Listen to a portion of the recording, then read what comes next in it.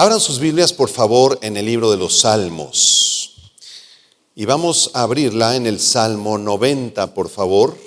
Vamos a leer todo el Salmo 90, que por cierto es un salmo muy especial, porque de los 150 salmos que contiene la Biblia, el Salmo 90 es el único que escribió Moisés. Por lo tanto, es el salmo más antiguo de los 150 salmos. Fue escrito alrededor del año 1400 antes de Cristo por el gran libertador del pueblo de Israel, Moisés, varón de Dios. Vamos a leerlo juntos. Salmo 90 tiene 17 versículos y justamente el tema de esta mañana será la eternidad de Dios y la transitoriedad del hombre. Dice así el Salmo 90. Lo puede leer conmigo si gusta.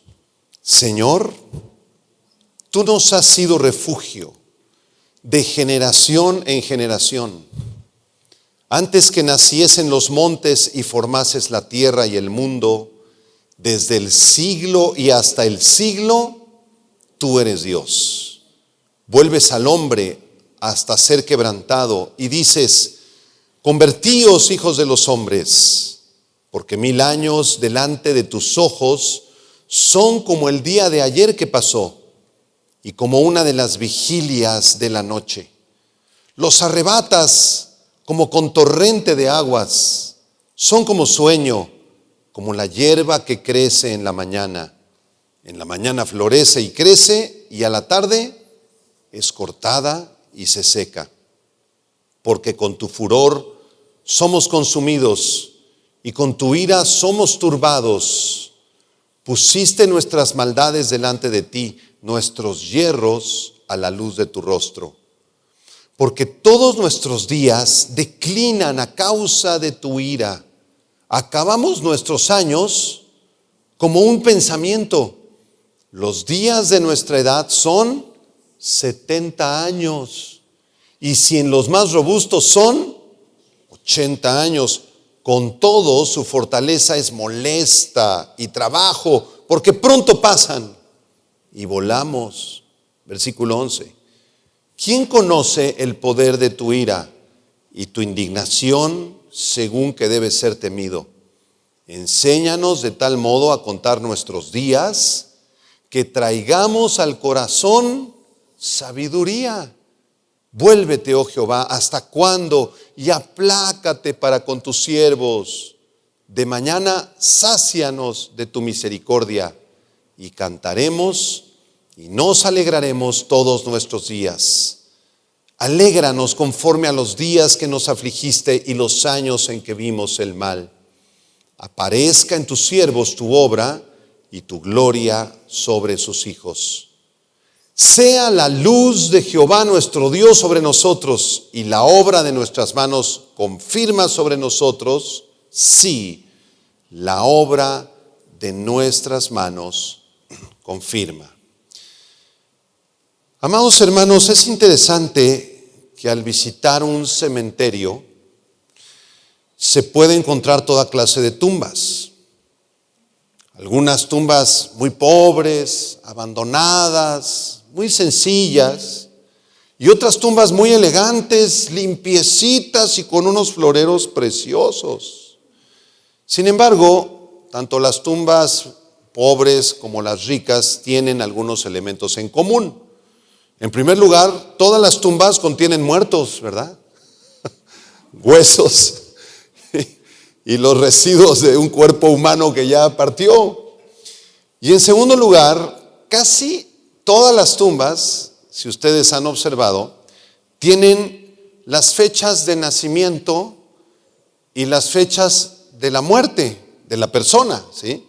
Entonces tú te acercas a una tumba y dice 14 de octubre de 1815. Esa es la fecha de nacimiento. Y después la fecha de la muerte, ¿verdad? 4 de enero de 1890. Entonces ya vemos cuántos años vivió la persona. Y si usted ha sido observador, entre la fecha del nacimiento y la fecha de la muerte hay un pequeño guión. ¿Lo han visto al guión? Bueno, Antes de que esa persona naciera, ocurrió la eternidad pasada. Y después de la muerte de esa persona ocurrirá la eternidad futura.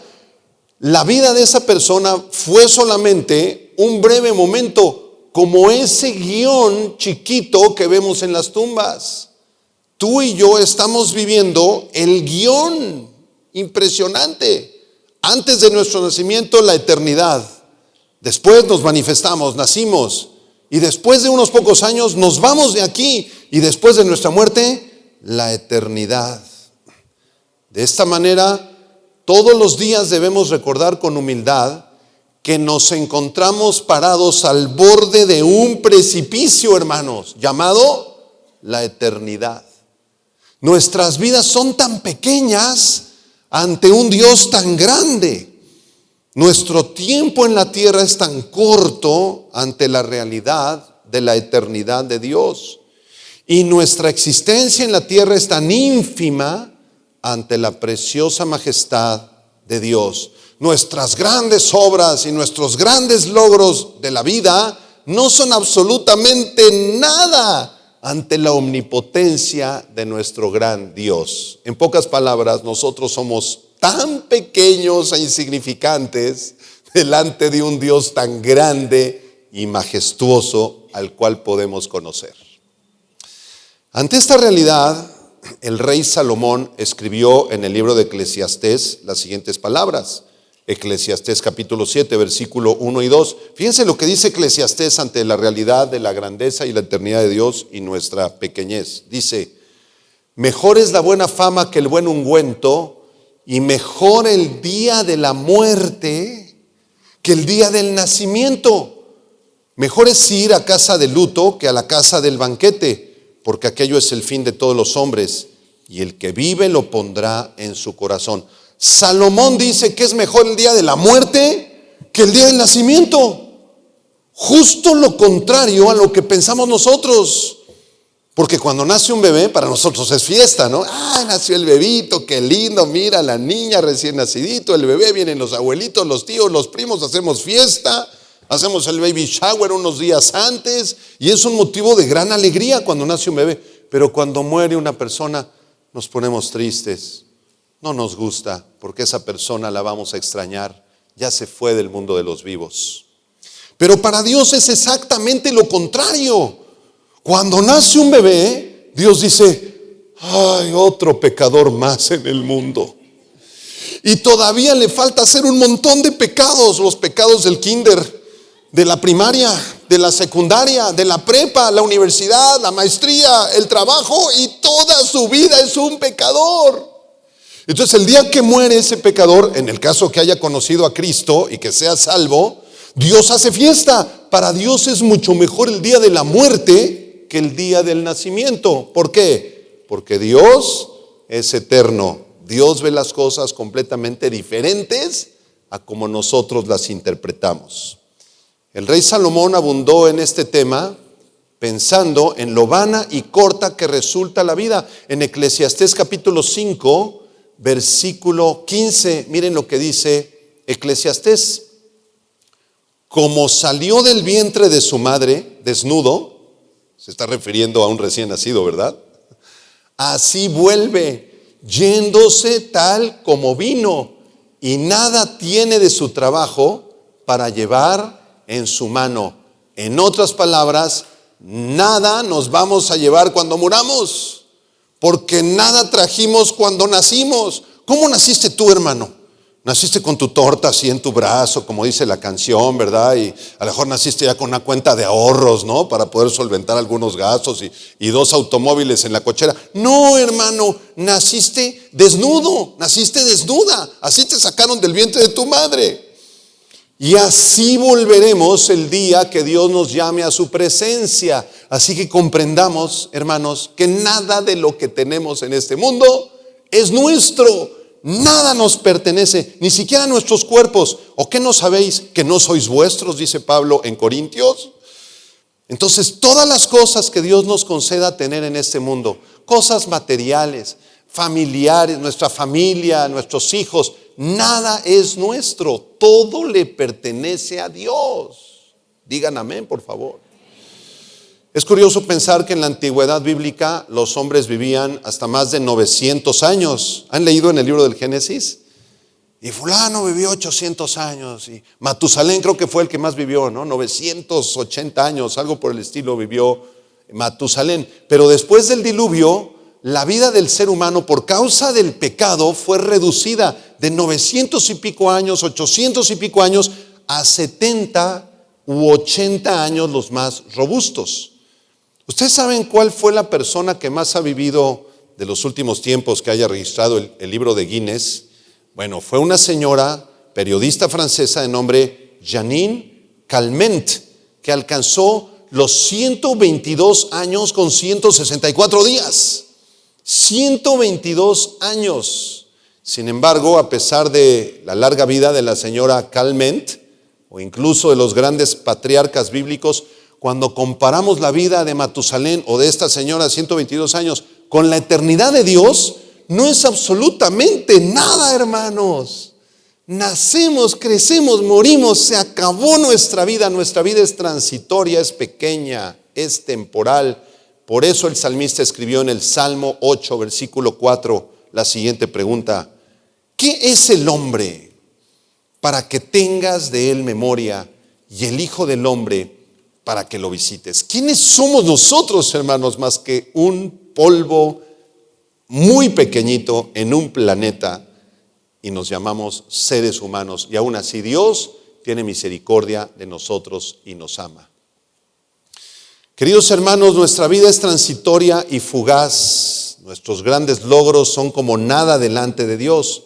Por esta razón el Señor desea hablarnos a través del Salmo 90 para que podamos vivir con sabiduría los poquísimos años que nos quedan en este mundo, hermanos. Poquísimos, porque ninguno sabemos cuándo nos vamos a ir, ¿es correcto? Entonces te pueden quedar un par de días nada más. Yo deseo que a los más jovencitos, nuestros niños de la escuela, nuestros jóvenes, pues vivan hasta los 120 años como Moisés. Gloria a Dios, que así sea. Pero no sabemos cuándo nos vamos. Ya los que llegamos al cuarto piso, o sea, los 40. Ya los que pasamos del cuarto piso, los 50 y los 60, cada día nos queda menos tiempo de vida para disfrutar en este mundo. Por lo tanto, debemos aprender a vivirlos con sabiduría y no desperdiciar ni un solo día para glorificar a Dios y servirle hasta que Él nos llame a su presencia. Vamos a estudiar a continuación dos verdades bíblicas, dos doctrinas bíblicas fundamentales, y después al final del mensaje vamos a aprender cómo vivir la corta vida que Dios nos ha dado a través de algunas instrucciones que nos da Moisés en el Salmo 90. Regresamos al Salmo 90, por favor, y vamos a aprender la primera verdad bíblica, que es la eternidad de Dios. Digan conmigo, la eternidad de Dios.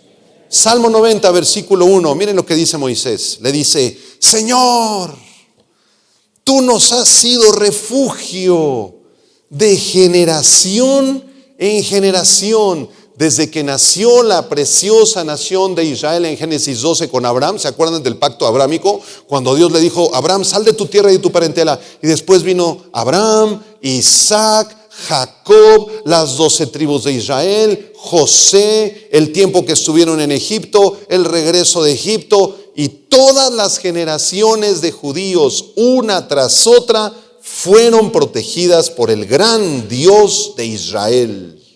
Por esa razón, ahí en el versículo 1, Moisés le dice a Dios: tú nos has sido refugio de generación en generación en generación. La palabra refugio es la palabra hebrea maón, apúntala, maón, que significa lugar de reposo, lugar de paz, lugar de resguardo. La nación de Israel, de generación en generación, por cientos de generaciones, ha sido resguardada y protegida por el maravilloso Dios de Israel.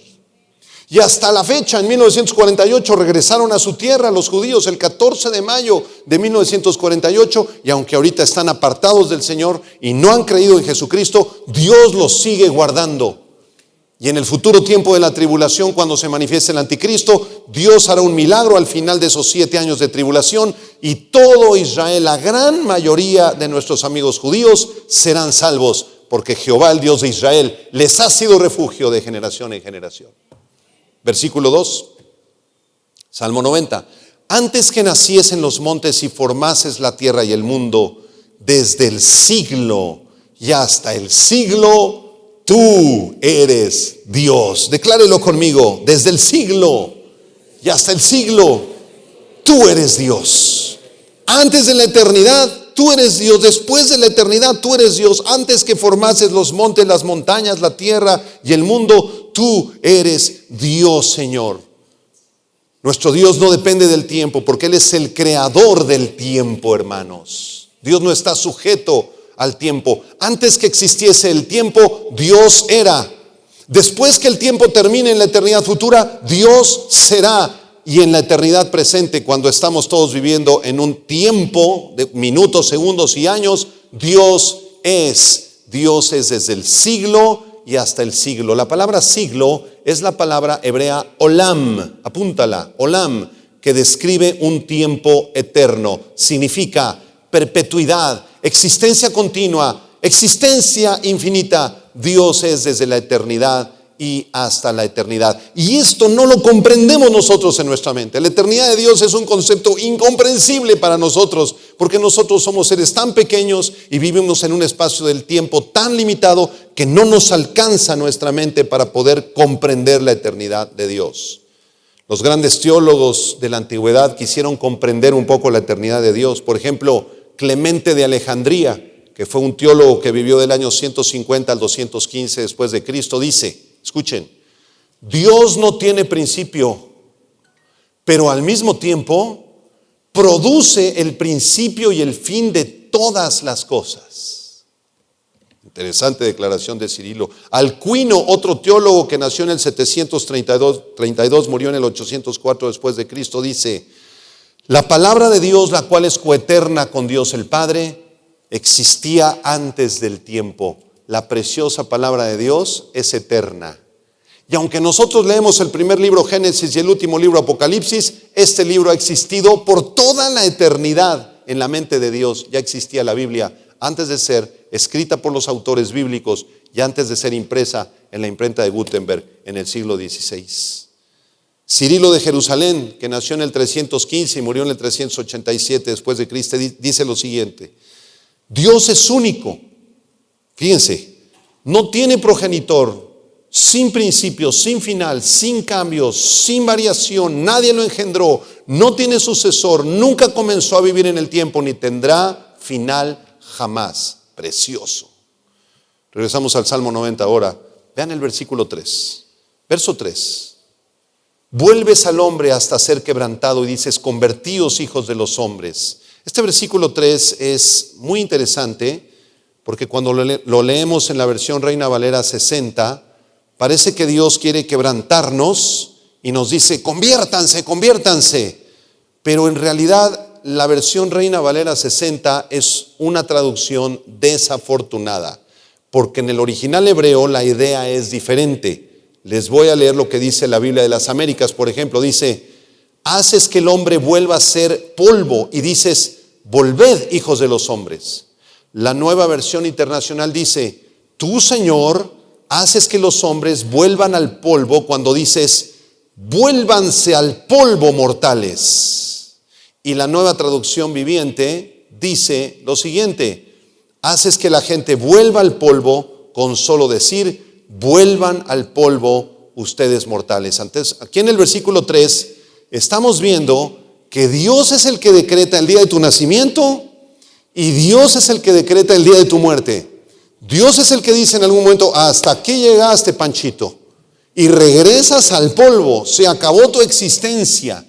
Y este versículo 3 es maravilloso, hermanos. ¿Por qué razón? Porque cuando lo comprendemos, dejamos de culpar a los accidentes, a las guerras, las enfermedades y los virus de las muertes de las personas. Oh, si Panchito no le hubiera dado el coronavirus, no se hubiera muerto. Si lo hubiéramos llevado a tiempo al hospital después del accidente que tuvo aquí en la México Querétaro, no se hubiera muerto. No es verdad.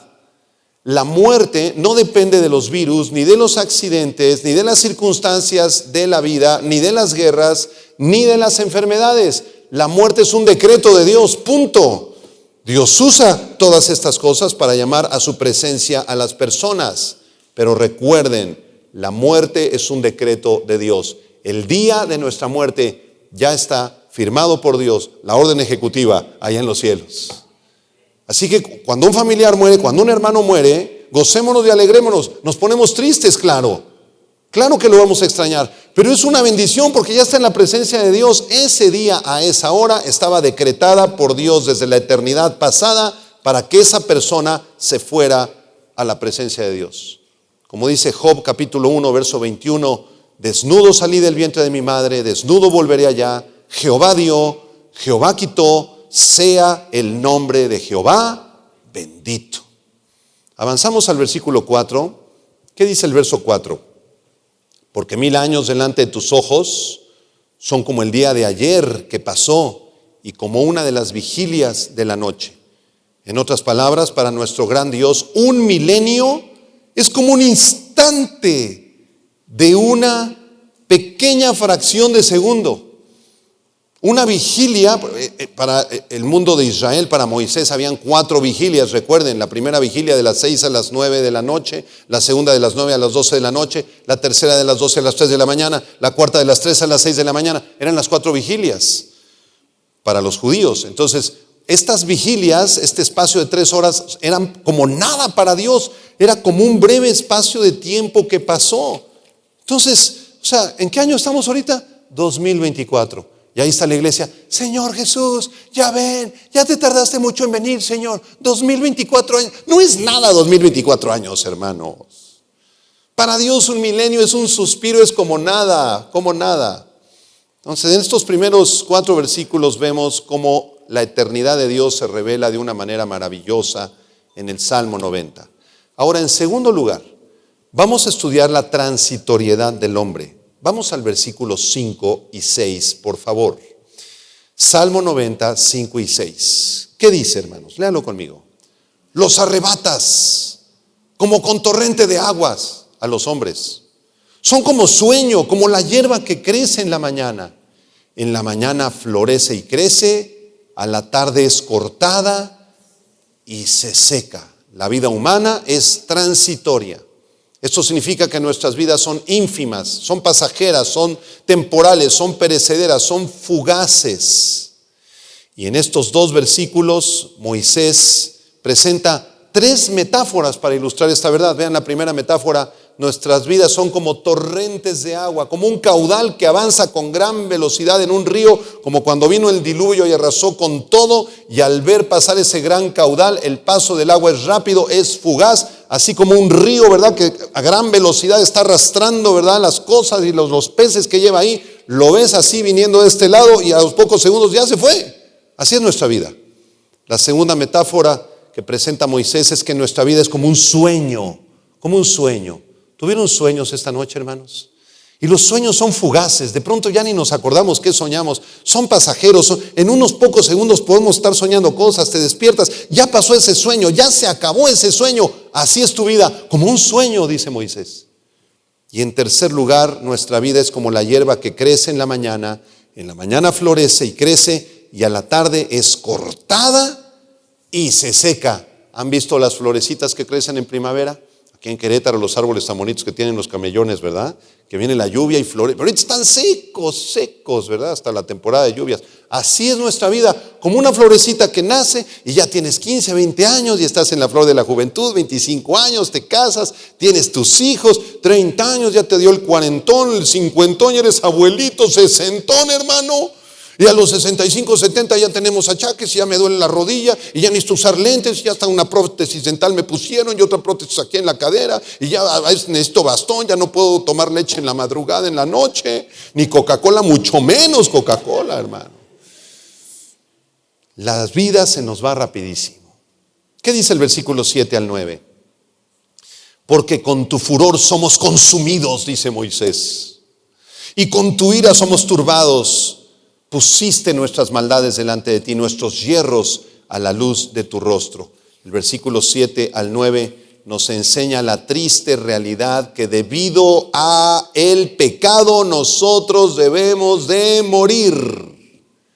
El apóstol Pablo en Romanos 5 versículo 12 dice: por tanto, como el pecado entró en el mundo por un hombre y por el pecado la muerte, así la muerte pasó a todos los hombres por cuanto todos pecaron. ¿Por qué envejecemos? ¿Por qué tenemos que morir? ¿Por qué nos salen arruguitas, hermanos? ¿Por qué un día ya no podemos más y tenemos que partir de este mundo? Por el pecado. La intención de Dios no fue que nosotros muriéramos, no fue que entrara el pecado, pero nuestros primeros padres, Adán y Eva, desobedecieron en el huerto del Edén. Y esa desobediencia trajo como consecuencia la entrada del pecado al mundo y por el pecado la muerte. Gracias sean dadas a Dios que tenemos vida eterna en Cristo Jesús y que Él nos dará cuerpos glorificados y resucitados cuando Él venga por su iglesia. Versículo 9: porque todos nuestros días declinan a causa de tu ira. Acabamos nuestros años, ¿cómo, hermanos? Como un pensamiento. Los días de nuestra edad, Señor, son, si ya llegaste al setentón, gloria a Dios, hermano. Ahí la llevas. Y en los más robustos, los que comieron bien, los que se cuidaron bien, los que no tomaron Coca-Cola ni grasas saturadas, hicieron un poquito de ejercicio y tomaste 2, 3 antioxidantes, te pusiste tus cremitas para retirar las arrugas y ahí le echaste ganas con los alimentos, vas a llegar a los 80. Ya si pasas del 80, gloria a Dios, hermano. Qué bendición, qué grandioso. Dios te ha concedido llegar a esa preciosísima edad. Pero así dice la palabra de Dios: 70 años y los más robustos 80. Vamos ahora al versículo 11, porque a partir del versículo 11, la tercera sección de nuestro mensaje es quizá la que más aplicación nos da, ¿sí? Y en esta tercera sección del versículo 11 al 17 aprendemos cómo vivir la vida ante esta realidad de que somos tan pequeños y tan corta nuestra existencia. ¿Cómo entonces debemos vivir nuestra vida? ¿Se dan cuenta lo absurdo que es vivir esta vida para los bienes materiales? ¿Y para qué vives tu vida, hermano? A ver, ¿cuál es tu sueño más grande? ¿Qué es lo que más deseas en este mundo? Oh, tener 8 casas, pastor. Y tengo que juntar mi primer $1,000,000. Y ya que lo junte, voy a juntar el segundo $1,000,000. Y quiero el mejor carro de la agencia. Y que sea eléctrico además. Y quiero viajar por todo el mundo. Y cuando te vayas de este mundo, ¿te vas a llevar tu carro eléctrico? Ni las llaves te vas a llevar, hijo. Nada te vas a llevar. Es absurdo vivir creyendo que los bienes materiales nos dan seguridad. ¿De qué le sirve al hombre ganar todo el mundo si pierde su alma, hermanos? Es absurdo esto. Entonces aquí Moisés nos va a enseñar cómo debemos de vivir ante la realidad de nuestra vida transitoria y ante la realidad de la eternidad de Dios. Y vamos a ver algunas instrucciones para que sepamos cómo vivir los poquitos años que nos quedan de vida. Primera instrucción, versículo 11, apúntalo: teme al Señor. Teme al Señor. Miren lo que dice Moisés, es una pregunta el versículo 11. ¿Quién conoce el poder de tu ira y tu indignación según que debes ser temido? La Nueva Versión Internacional dice: ¿quién puede comprender el furor de tu enojo? Tu ira es tan grande como el temor que se te debe. La única forma de poder tener una relación correcta con el gran Dios santo y justo es viviendo bajo el temor de Dios. Bajo el temor de Dios. Y quizá muchos nos preguntamos esta mañana: bueno, ¿y qué es eso del temor de Dios, Señor? Yo no entiendo qué es eso del temor de Dios. Entonces lo primero que debemos hacer es pedirle al Señor que nos dé temor de Dios, porque el único que puede producir temor de Dios en nuestras vidas es Dios mismo. Tú no puedes producirlo. ¿Sabías eso? ¿Qué doctrinas en la Biblia, ¿no es verdad? Porque tú puedes decir, pues yo decido tener temor de Dios y voy a desarrollar temor de Dios y mañana a las 6 de la mañana voy a tener más temor de Dios. Tú no puedes ser nada, hermano, absolutamente nada, no puedes decidir nada, porque el temor que necesitas para temer a Dios, Dios mismo te lo da. Vamos a confirmar esta enseñanza en Jeremías capítulo 32. Abran sus Biblias ahí en Jeremías capítulo 32, versículo 39. Es una promesa de Dios para la nación de Israel en los últimos tiempos. Jeremías 32, versículo 39 dice: y les daré un corazón y un camino. ¿Para qué? Para que me teman perpetuamente, para que tengan bien ellos y sus hijos después de ellos. Y haré con ellos pacto eterno, que no me volveré atrás de hacerles bien. Y subraya lo que sigue ahí en el verso 40, dice: y pondré mi temor en el corazón de ellos, para que no se aparten de mí. ¿Quién puso temor en el corazón de Israel? Dios. ¿Quién va a poner temor en nuestros corazones? Dios. ¿Qué es el temor de Dios? En la Biblia se describe el temor de Dios como el odio al mal. El odio al mal, Proverbios 8:13. Solamente voy a citar los versículos si quieres apuntarlos. El temor de Dios es descrito en la Biblia como el principio de la sabiduría. Job 28:28. El principio de la sabiduría es el temor de Dios. El temor de Dios es descrito como un tesoro precioso para los creyentes. Proverbios 15:16. El temor de Dios es descrito como una fuente que brota con vida eterna en Proverbios 14:27. El temor de Dios es descrito como lo que santifica al creyente, lo que nos acerca más a Dios en el Salmo 19:9. Y el temor de Dios también es descrito como una actitud reverente ante la presencia de Dios en Hebreos 12, versículo 9. El temor de Dios es tener una conciencia de que Dios te está viendo, que está contigo, su presencia te acompaña todos los días de tu vida. Está Dios presente en tu vida, y como Él está presente, tú tienes temor de Dios. Dices: Señor, estoy pensando esto que no te agrada, Señor. Estoy teniendo un pensamiento de codicia, que quiero los 3 millones de dólares que decía el pastor. Este pensamiento no te agrada, Señor. Yo no nací para esto. Yo no nací para esto, yo nací para glorificarte, Señor. Traigo cautivo este pensamiento a tu presencia. Me arrepiento, Señor, porque sé que tú estás presente en este momento en mi vida.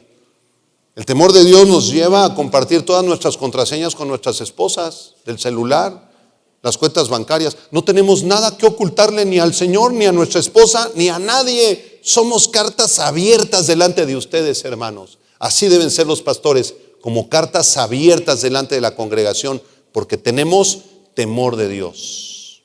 Los motivos para temer a Dios son su santidad, su grandeza, su bondad, su perdón, sus obras maravillosas.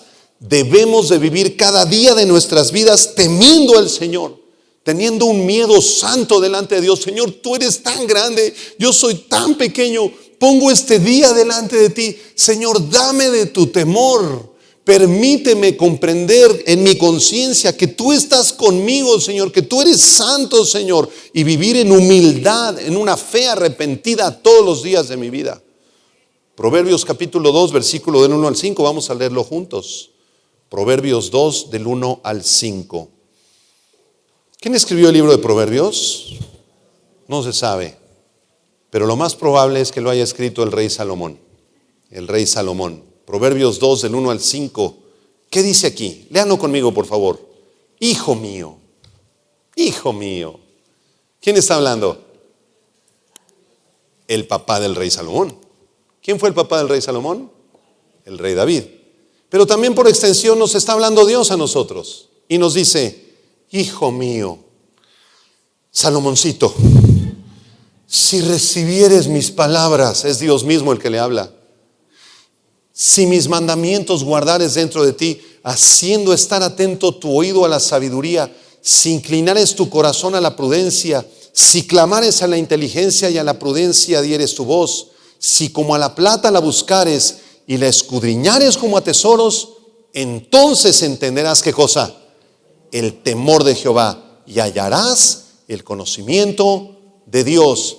Amados santos de Dios, estemos atentos a la voz de la sabiduría. Estemos atentos a la voz de la prudencia. Busquemos la inteligencia de Dios en la palabra. Busquemos la sabiduría de Dios como a plata, como a oro precioso. Si la buscáremos y la escudriñáramos como a tesoros, entonces comprenderemos qué carrera voy a estudiar. Entonces comprenderemos con quién me debería yo de casar. Entonces comprenderás si tienes que pagar impuestos o no ante la Secretaría de Hacienda y Crédito Público. Si escudriñas este libro, aquí están los tesoros del conocimiento y de la sabiduría del Dios Todopoderoso. Así debemos de vivir. Esa fue la primera instrucción. ¿Amén? Digan amén, hermanos, por favor. Segunda instrucción, Salmo 90, versículo 12. La primera instrucción, vivir con el temor de Dios. Segunda instrucción, vive tu vida con sabiduría. Te lo suplico. Salmo 90, 12. ¿Qué dice aquí Moisés? Enséñanos, Señor, de tal modo a contar nuestros días que traigamos al corazón, ¿qué dice? Sabiduría. Enséñame a contar mis días, Señor. Vamos a hacer un ejercicio. Apunta en tu cuaderno la edad que tienes, más o menos, los meses que tienes. No, pues ya tengo 54 años con 4 meses. Y ya llegando a tu casa sacas una calculadora y sacas los días que has vivido. ¿Cuántos días has vivido? Multiplica 365 por 50, por 40, por 20, los años que tú tengas, ¿sí? Y entonces ese es el número de días que has vivido. Yo quiero hacerte una pregunta. ¿Qué has hecho con los años que el Señor te ha dado? Con los días que el Señor te ha dado. Pastor, pues ya he vivido más o menos unos 9,816 días con 14 minutos y 25 segundos. ¿Qué has hecho con ese tiempo? ¿Los has invertido en conocer al Señor, en amar al Señor, en servirlo? Porque debes ser consciente de la cuenta de tus días, que tus días se van a terminar, porque muchos viven como si nunca se fueran a morir, hermanos. Y sigues en una situación, ¿verdad?, en tu vida de mucha soberbia, de mucho orgullo. Le sigues hablando mal a tu esposa, sigues maltratando a tus hijos, sigues creyendo que eres más inteligente que Dios y por eso no pagas impuestos, porque tu contador hace unas transillas ahí bien padres para que tú te ahorres ese dinero. Te crees más sabio que Dios, piensas que te le vas a escapar a Dios. Chiquitos. Nadie se le va a escapar a Dios, hermanos. Los minutos pasan, los años transcurren. Vive tu vida con la conciencia de que pronto te irás. Vive con sabiduría. La palabra sabiduría, jochma en el hebreo. Ahorita la voy a explicar en un momentito más. Pero esta palabra nos ayuda a vivir los pocos días que nos quedan por delante con sabiduría. Aquí algunos consejos. Sé sabio y perdona. Sé sabio. No guardes rencor en tu corazón contra nadie. Sé sabio y vive con honestidad delante de los hombres y delante de Dios. Sé sabio y busca a Dios en oración y en su palabra todas las mañanas y todas las noches que tengas de vida. Sé sabio y haz misericordia con alguien. Sé sabio y siembra en los demás la preciosa semilla de la palabra de Dios. Sé sabio, ya no hagas riquezas en la tierra. Dios te dará todo lo que necesites a ti y a tu familia. Ya no te angusties por eso. Mejoras riquezas en el cielo. Sé sabio y ama a tu familia. Ya perdona a tu esposo, cabeza de cocodrilo. Perdónalo ya, hermana, por favor.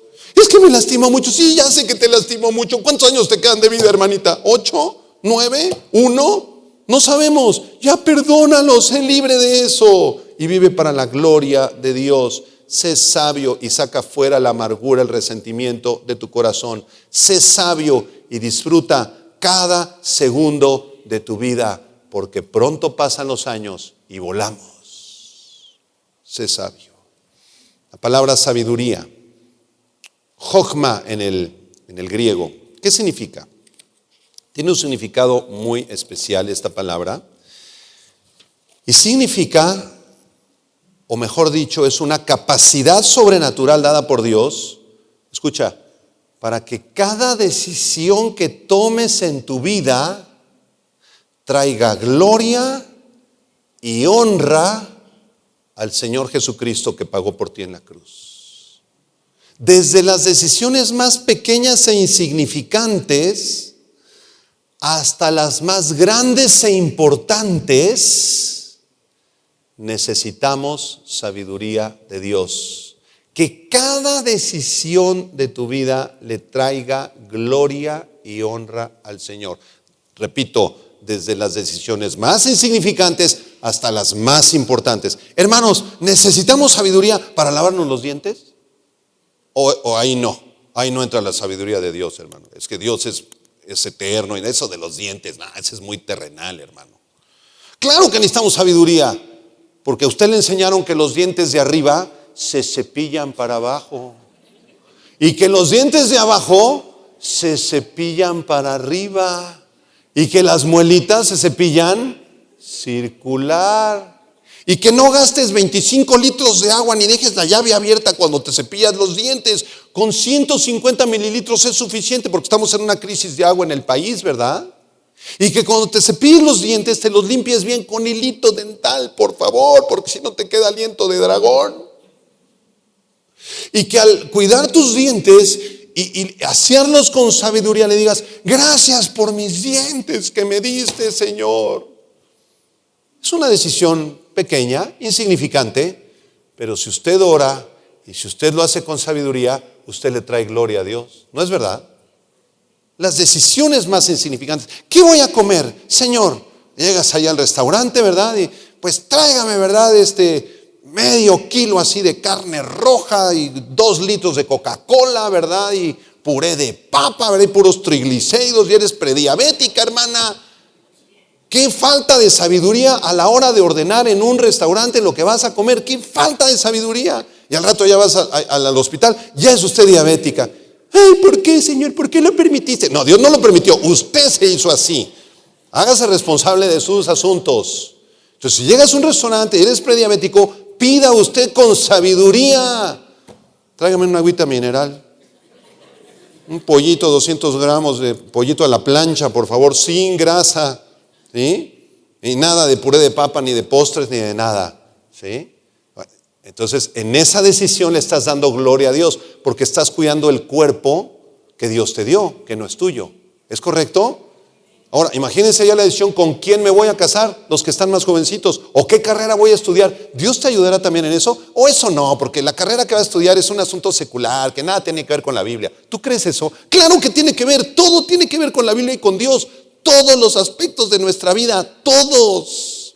Entonces, si eres un jovencito y no sabes qué carrera vas a estudiar, ponte a orar, pide consejo, pídele al Señor: ¿cuáles son mis dones y mis talentos, Señor? Pues, Señor, me gusta la música, me gustan también los números, voy a ir a entrevistarme con los ¿verdad? Directores de carrera de ingeniería, también voy al conservatorio. Tú dirígeme, Señor, para saber qué voy a estudiar, Señor. Y el Señor te hará sentir y te dirá qué debes estudiar. Y eso que estudies, estúdialo para la gloria de Dios, no para hacer dinero. Porque el 99% de los jovencitos de las universidades de la Anáhuac, del TEC de Monterrey, de la UNAM. ¿Y tú por qué estudias arquitectura? ¿Por qué estudias ingeniería? ¿Por qué estudias artes? Pues para hacer dinero, para ser famosos, para eso estudiamos, ¿no? Para tener dinero. ¿Qué respuesta tan vana, tan falta de sabiduría? No leyeron el Salmo 90 nunca. ¿Para qué estudias tú? Para darle la gloria a Dios. Y Dios se encargará de todas tus necesidades. ¿Tenemos sabiduría, hermanos? ¿O nos falta? ¿Cómo ven? Levanten la mano los que sientan que les falta. Yo soy el primero. Mira, toda la congre levantó la mano. Pues sí, obvio. A todos nos falta sabiduría, desde lavarnos los dientes hasta ver con quién nos vamos a casar, ¿verdad? Bueno, un par de cosas. Si tenemos falta de sabiduría, yo le voy a decir cómo obtenerla. Número 1, pídesela al Señor.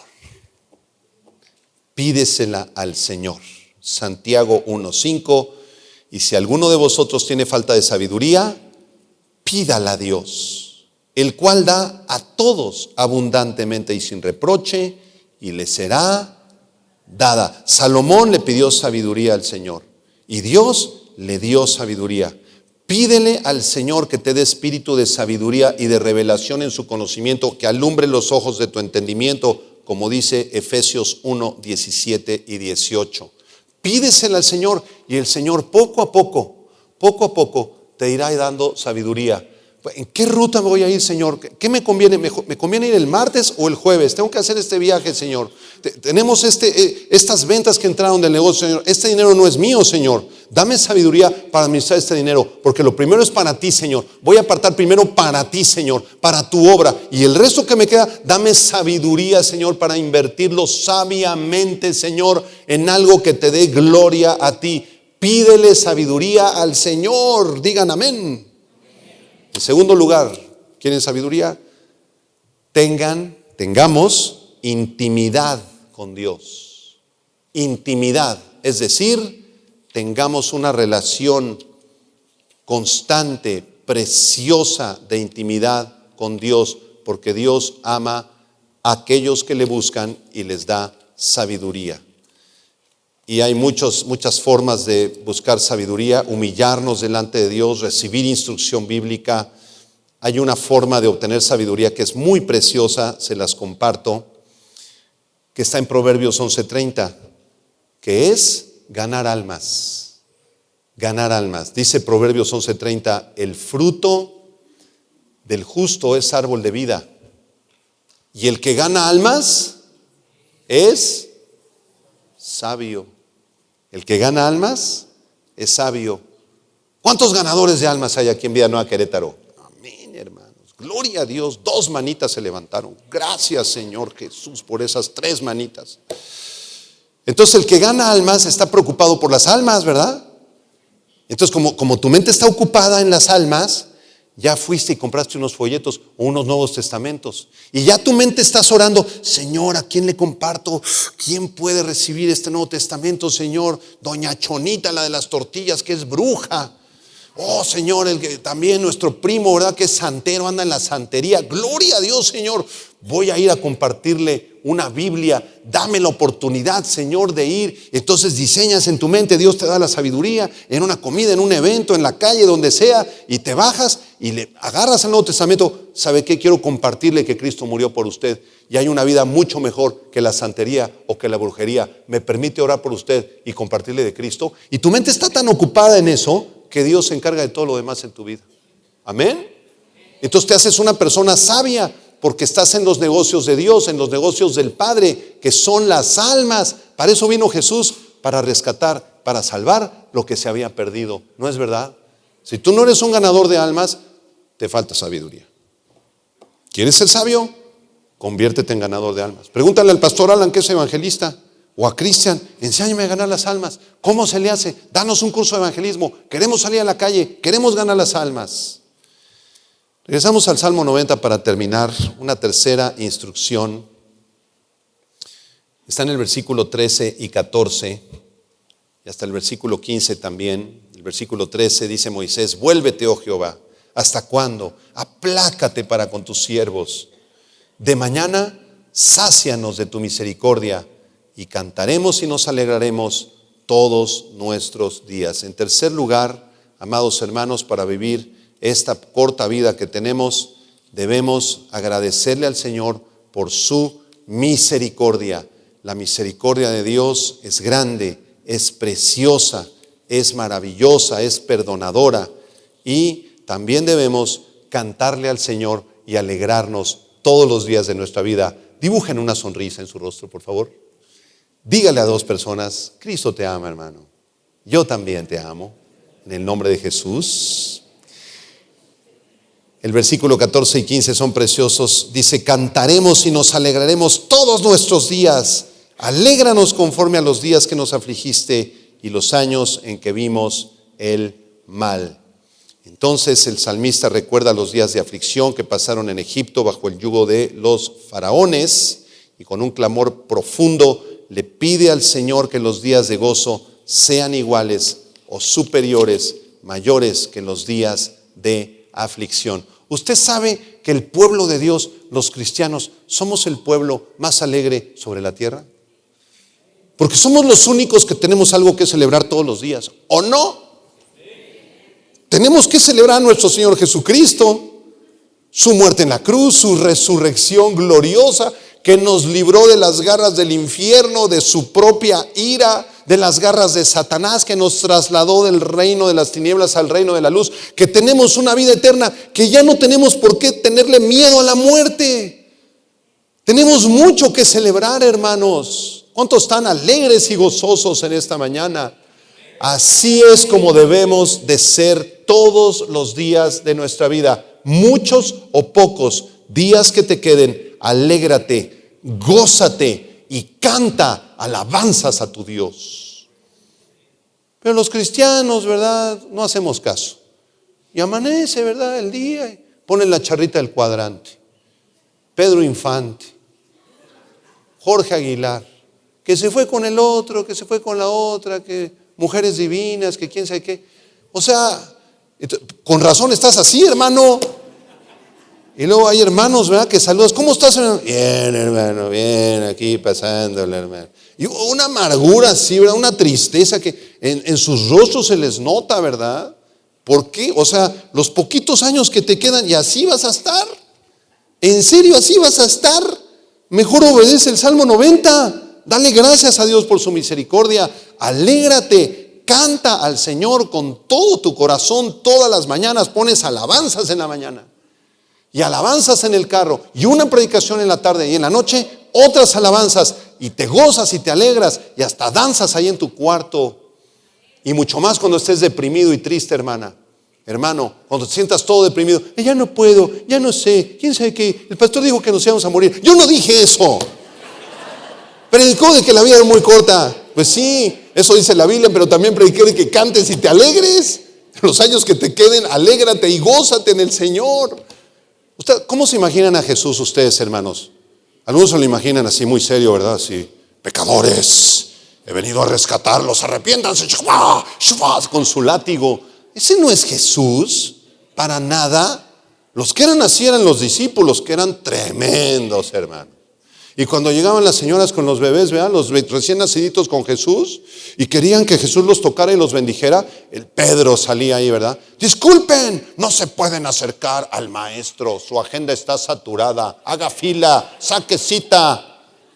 Y las personas, ay, bueno. Y Jesús se dio cuenta y les dijo, Pedro, no es así la cosa. Dejen que los niños vengan a mí, no se los impidan, porque de ellos es el reino de los cielos. Y los tomaba y les besaba sus cabecitas y los tocaba y los bendecía y los presentaba delante del Padre con una gran sonrisa, llena de gozo, porque Jesús es el ejemplo más grande del gozo y la alegría que tenemos en esta vida.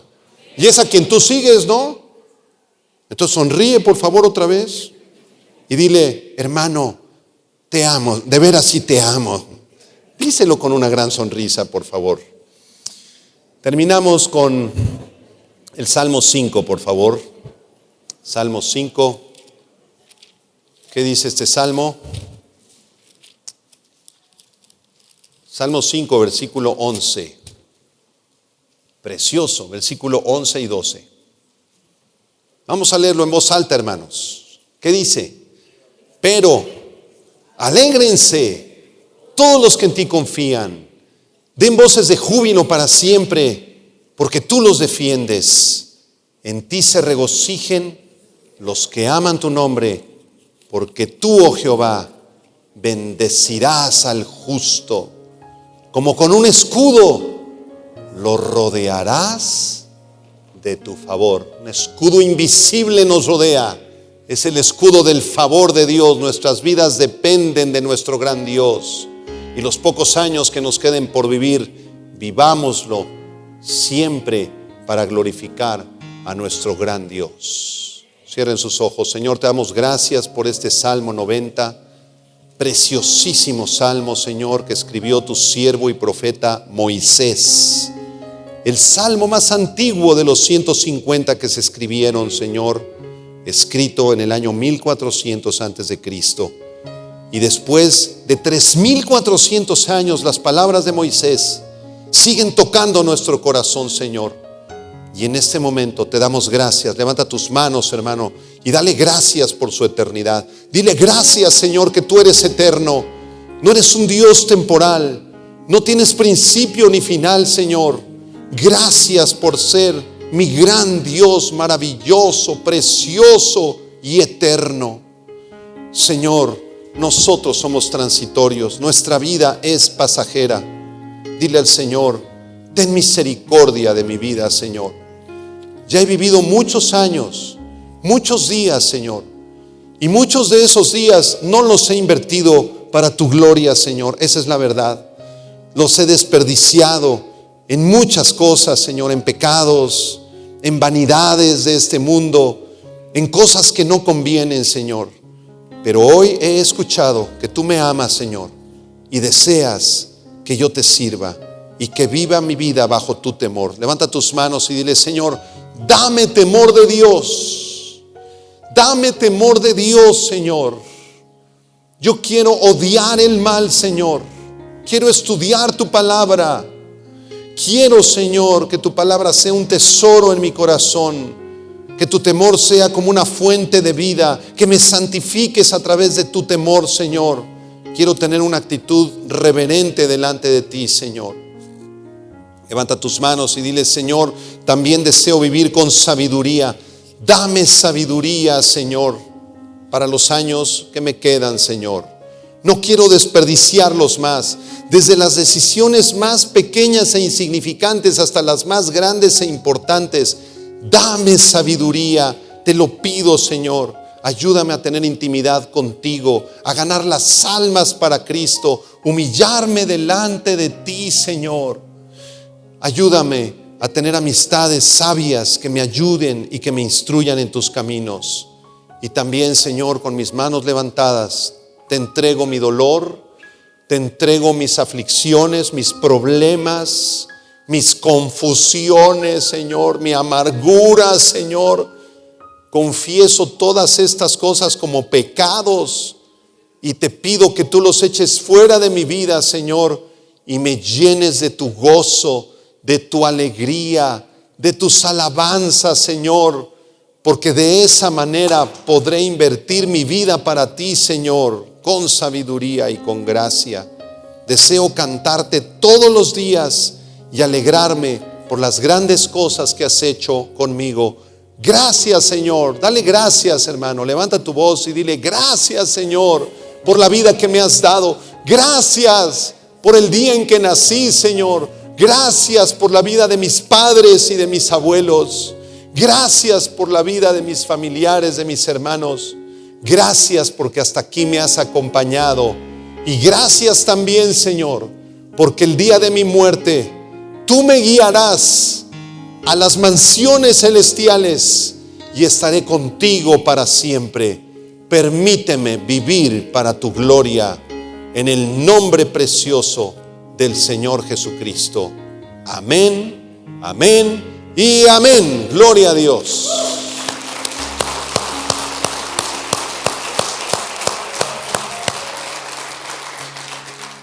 Preciosísimo el Salmo 90. Lo estudiamos versículo por versículo. Qué hermosa es la palabra de Dios. Y no quiero desaprovechar esta oportunidad para dirigirme a las personas que nos visitan por primera ocasión. Si usted viene por primera vez o nos está escuchando a través de las redes sociales, quiero hacerle la invitación más importante de su vida. Es la invitación a acercarse a Dios, a recibir a Cristo como Señor y Salvador de tu vida.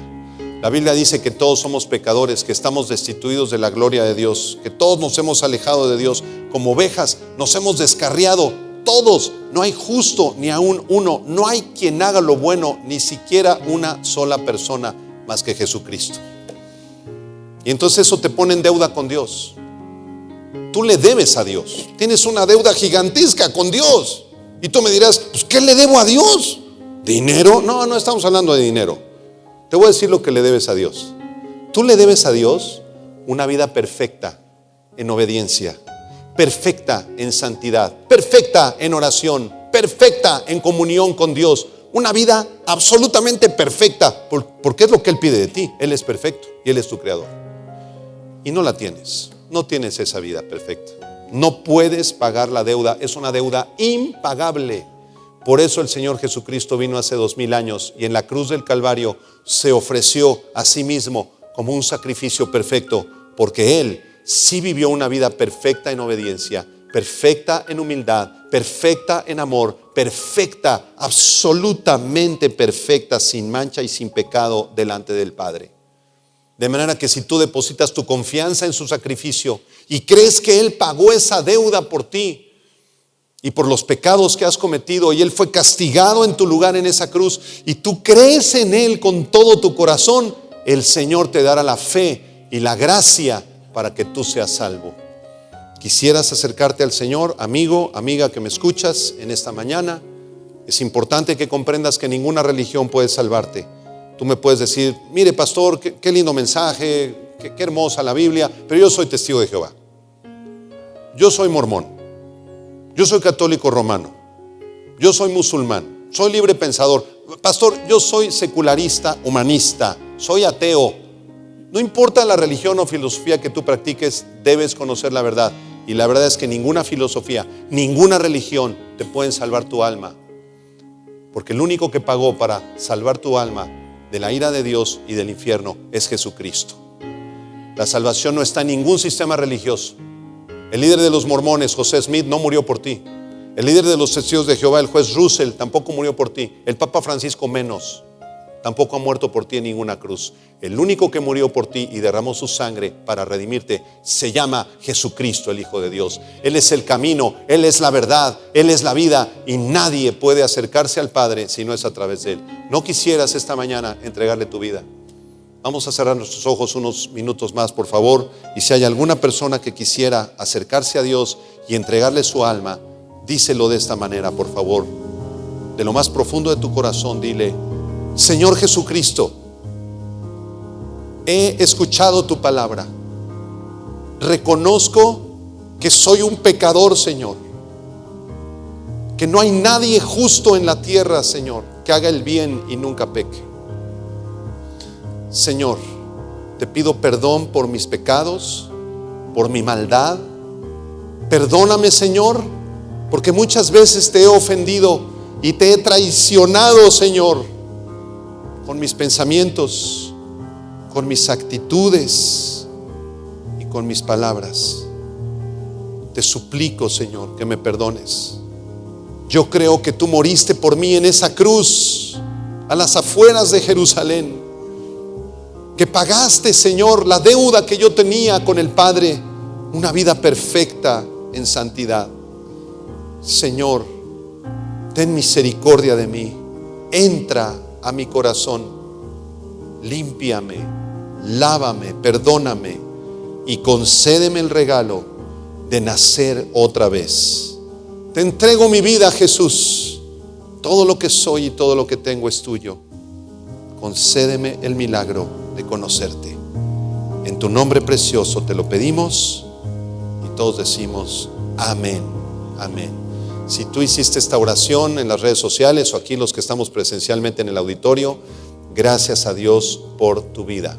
Y quiero aclararles algo: ninguna oración de ningún pastor puede salvar el alma de un pecador. Quien salva el alma es el Espíritu Santo y el poder del Evangelio. Pero el hecho de hacer esta oración es un buen principio porque te acerca a Dios.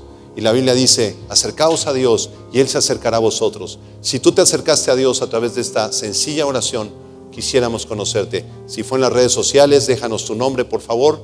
Y si alguien aquí en el auditorio de manera presencial le entregó su vida a Cristo por primera vez, por favor, levante su mano. Levanta tu mano. Dios te bendiga, caballero. Dios la bendiga, damita. Dios te bendiga allá atrás, caballero. Gracias a Dios. ¿Alguien más? Gracias a Dios. Dios le bendiga. Tal vez hay alguien más, un joven o una señorita que escuchó el mensaje y el mensaje estuvo fuerte, hermano, Ya nos vamos a morir. Vamos a tenerle que dar cuentas a Dios. Y los días que te sobran, vívelos para la gloria de Dios. Si no, va a ser un desastre tu vida. Entonces ya lo escuchaste, ya fue muy claro. Y la única manera de vivirlos para la gloria de Dios es teniendo a Cristo en el corazón y su Espíritu Santo. Así que si tú hiciste esta oración y no levantaste la mano, por favor, echa a un lado tu vergüenza, tu cobardía, hazlos bolita, échalos al bote de la basura y levanta la mano. ¿Alguien más que hizo esta oración? Dios te bendiga, caballero. Dios te bendiga, joven. ¿Alguien más? Dios te bendiga, damita. Dios te bendiga, mija. Gloria a Dios. ¿Alguien más? Dios les bendiga. Gracias a Dios.